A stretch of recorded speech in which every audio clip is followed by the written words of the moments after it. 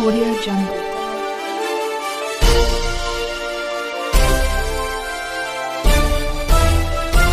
Audio Jungle. की महाराष्ट्रातल्या प्रत्येक नागरिकाला आपण 25 लाखापर्यंतची कॅशलेस ट्रीटमेंट देणार आहोत, औषधं मोफत करून देणार आहोत. कोविडच्या काळात आपल्याला आठवतं किती भयानक परिस्थिती शोधत होते. इथे एका व्यक्तीमुळे तसं झालं नाही. कोविडच्या काळात आपलं सगळी जी यंत्रणा होती, मग पोलीस यंत्रणा असेल, शासकीय प्रशासकीय सगळी यंत्रणा असेल, SP पासून सगळे कलेक्टर पासून सगळी यंत्रणा ही कामी लागलेली तुमच्या सेवेत होती. मास्क घातले होते, तुम्ही घातले होते, आम्ही घातले होते, सगळ्यांनी घातले होते. पण ह्याच यंत्रणेने मग डॉक्टर्स असतील, रेसिडेंट डॉक्टर्स असतील, अंगणवाडी सेविका असतील, आशा वर्कर्स असतील, नर्सेस असतील, ह्या सगळ्या लोकांनी मिळून आपली जी सेवा केलेली आहे. त्यावेळीच तुम्ही आरोग्य सेटअप काय होतं बघा. आरोग्य केंद्र कशी असायची, बेड किती वाढवले, ऑक्सिजनची उपलब्धता किती वाढवली, कुठे कुठे एक्सरे मिळत होता आपल्याला. पण आज या महाराष्ट्रामध्ये कुठच्याही मोठ्या शहरात जा, मुंबई महानगरपालिका असेल की कुठे असेल, 2 वर्षात एकनाथ शिंदेच्या भ्रष्टाचारी सरकारमुळे, राजवटीमुळे एक्सरेला एक महिना वेटिंग झालेला आहे. सिटी स्कॅन असेल 2-2 महिने आपल्याला मिळत नाही. बलात्कार आहे ना, तुम्ही जेलमधून बाहेर का काढलं आणि आरती का ओवाळली? मोदी साहेब, तुमच्या पक्षाने एकनाथ शिंदेनी गौरी लंकेशचा जो खूनी आहे, महिलेचा खूनी आहे, त्या खूनीला का तुमच्या पक्षात घेतलं आणि का त्याचं स्वागत केलं? ह्याचं जर उत्तर मिळालं तरी महाराष्ट्रासाठी खूप होईल. तरच स्वातंत्र्यवीर सावरकरांचा, वंदनीय हिंदू सम्राट बाळासाहेब ठाकरेंचा आदर होईल. नाहीतर भाजपाने माझ्याच आजोबांचा म्हणजे वंदनीय हिंदू सम्राट बाळासाहेब ठाकरेंचा पक्ष फोडला, चिन्ह चोरलं. उद्धव साहेबांना जेव्हा, उद्धव बाळासाहेब ठाकरे या व्यक्तीनं जेव्हा मुख्यमंत्री पदावरनं खालती खेचलं, तेव्हा तुम्ही पाहिलेलं आहे त्या गद्दार कसे नाचले टेबलांवर, कसे नाचले पाहिलं तुम्ही सगळे. ह्या राज्यकर्त्यांच्या हातात आपला महाराष्ट्र सुरक्षित राहील का? तुम्ही सांगा मला. राहील का सुरक्षित? नाही राहील. आम्ही हाच अनेकदा विचार करतो की आमचं जे हिंदुत्व आहे ते हिंदुत्व हेच आहे, हृदयात राम आणि हाताला काम. आमची जी बोली ही आहे, रघुकुल रीत सदा चली आहे, प्राण जाय पर वचन न जाय. आणि वचन आमचं हे आहे की या महाराष्ट्रात जात पात धर्म न पाहता महाराष्ट्रातल्या प्रत्येक व्यक्तीची सेवा करायची, मनापासून करायची आणि या महाराष्ट्राला पुढे न्यायचं.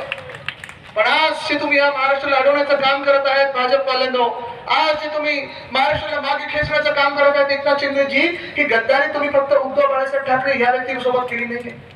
ठीक आहे, वडील म्हणून, माझे वडील म्हणून आणि मला एक मुलगा म्हणून दुःख होत असेल की तुम्ही माझ्या वडिलांच्या पाठीत खंजीर खुपसला. त्यांच्या 1 नाही तर 2 शस्त्रक्रिया झाल्या होत्या, जास्ती हालचाल होत नव्हती.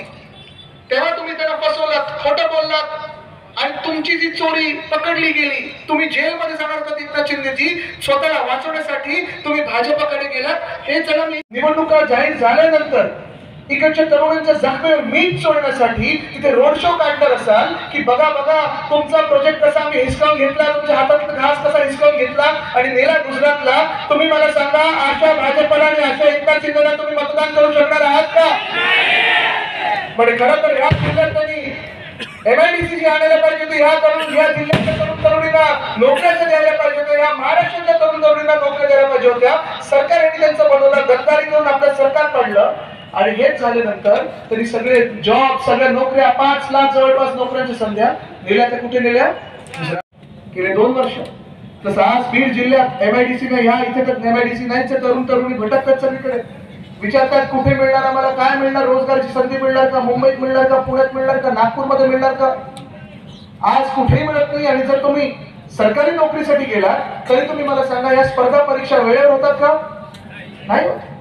मराठवाड्यातून कितीतरी मुलं मुली मी पाहतो, पुण्याकडे असतील, आपल्या मुंबईकडे असतील. मुंबई ही तुमची राजधानी आहे, अदानीची नाही. ही आपल्या मराठी माणसाची राजधानी आहे, महाराष्ट्राची राजधानी आहे, जी भाजप अदानीच्या घशात घालत आहे. तिथे देखील लढत आहोत. पण सगळं काही तुम्ही देणार असेल अदानीला आणि माझ्या महाराष्ट्रातला तरुण तरुणी हे बेरोजगार राहणार असतील तर हे चालणार नाही. आपल्याला परिवर्तन आणायलाच लागेल. परिवर्तन आणणं गरजेचं आहे. आणि ह्याच तरुणांसाठी स्पर्धा परीक्षेच्या वेळेवर होत नाही. NPSCच्या सगळ्या परीक्षा आपण पाहतोय, कुठे ना कुठेतरी तरुणांना आंदोलन करायला लागतं. मग तहसीलदारची परीक्षा असो किंवा कुठे अजून काही घडलेलं आहे. 2 महत्त्वाच्या गोष्टी तरुणांसाठी ठरवलेल्या आहेत. उद्धव साहेबांचे शब्द आहेत, जसं ह्या तसंच मुलांसाठी देखील शिक्षण आपण मोफत करणार, म्हणजे करणार, KG to PG मोफत करणार. तर शिक्षण ही खूप महत्त्वाची गोष्ट आहे आजच्या जमान्यामध्ये. शिकला नाहीत तर असताना ते रिक्षा दिलं, मुलगी शिकली, प्रगती झाली.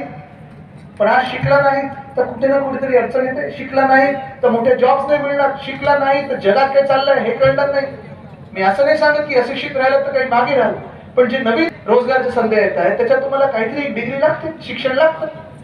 आणि तसंच दुसरी गोष्ट सर्वात महत्वाची, आज जसं मी पाहतो शेतकरी आत्महत्या वाढत चालल्या, तसं बेरोजगार तरुण हैराण झालेले आहेत, त्रस्त झालेले आहेत, जायचं कुठे मला माहित नाही. या बेरोजगार तरुणांसाठी, प्रत्येक बेरोजगार तरुणांसाठी आपण 2 वर्षासाठी प्रत्येक महिन्याला 4,000 रुपये बेरोजगारी भत्ता या महाराष्ट्रात देणार, सुरू करणार. आपण करायलाच लागणार. तुम्ही विचारणार हे काय, हे ना 4,000 कशासाठी? अहो एका बाजूला जे 40 चोर, 40 गद्दार 50 खोके खातात, अदानी मुंबई खायला निघाले, गिळायला निघाले, ज्याच्यातून 1 लाख कोटी त्यांना मिळणार आहे, तर माझ्या तरुण मुला मुलींसाठी 4,000 रुपये काही जास्ती झाले का?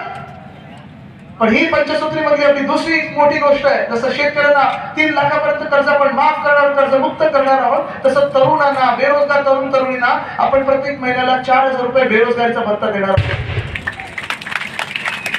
अर्थात तिसरी महत्वाची पंचसूत्री मधली गोष्ट म्हणजे महिलांसाठी आहे.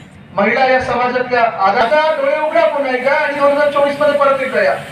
आता पहा या 15 मधून किती शून्य कमी केले, किती दिले? 1500. म्हणजे जे 2014 मध्ये 15 लाख देणार होते ते आता 1500 राहिलेले आहेत.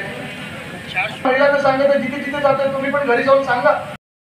बहुजन सैनिक महाराष्ट्र लाईव्हला लाईक करा, शेअर करा, सबस्क्राईब करा आणि बेल आयकॉनवर क्लिक करा.